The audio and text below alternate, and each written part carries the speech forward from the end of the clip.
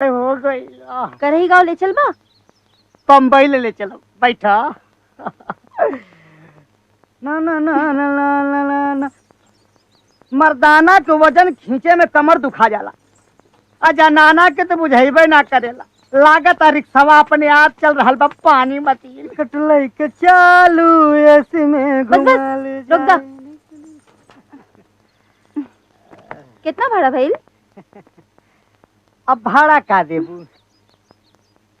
एगो चुम्मा दे दो ना। का भइल जी? देखी ना हवलदार जी, ई रिक्शा वाला हमसे भाड़ा के बदले में चुम्मा मांगता। अच्छा ये बात बा, तोरे के खोजत रहनी है। चल साले विधायक जी के यहाँ, वहाँ तो के चुम्मा के चटनी चटाइब जा। तस्वीर लगा के हीरो बने हो। ए साहेब कुछ लौकात नहीं खे हो। अरे बेटवा कुल लौक जाए। चल। हाँ ठीक बा। विधायक जी, ई ली अपन मुजरिम जो लड़की सबके चुम्मा लेत फिरता।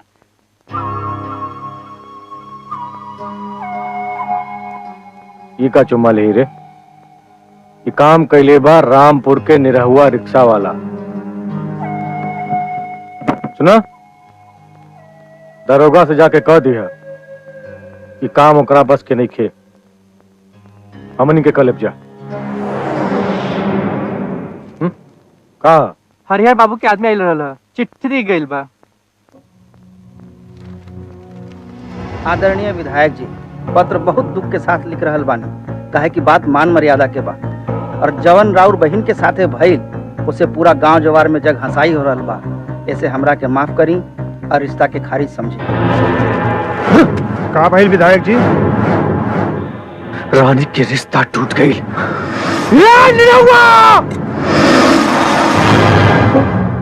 का शादी टूट गई? हाँ भौजी, मुखिया जी के भी पता बा।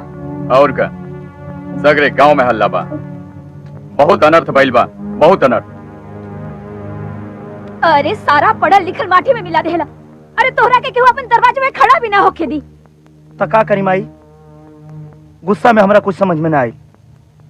अरे दुख तो हमरो बा, लेकिन अब हम का कर सकीले? जाके विधायक जी से माफी मांग ल।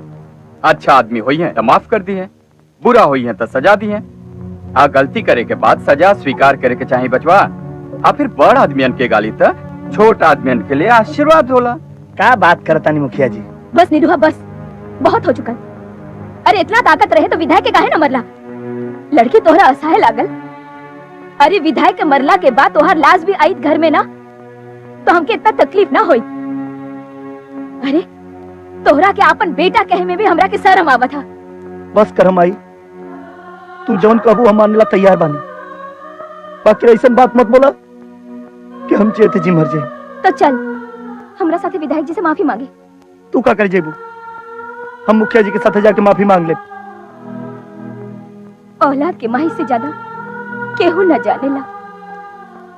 और आज हम वो परिवार के हालत जानत आनी जेकरा घर में एगो जवान लड़की के रिश्ता टूट गई बा।